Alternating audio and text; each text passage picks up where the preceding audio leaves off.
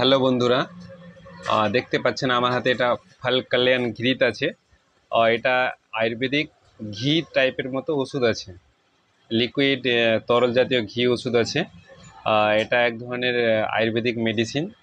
যেসব মহিলাদের বাচ্চা থাকে না, গর্ভধারণে অক্ষমতা, বাঞ্ঝা বাঞ্ঝাপান এবং যাদের টিউমার, বিভিন্ন ধরনের সমস্যা, পিসিওডি এবং মেন্স জনিত সমস্যা থাকে, যাদের বাচ্চা থাকতে খুব সমস্যা হয়, তাদের জন্য এই প্রোডাক্টটা। এবং যাদের 2-3 মাসের মধ্যে মিসক্যারেজ হয়ে যায়, তাদের জন্য এই জিনিসটা খুবই ভালো।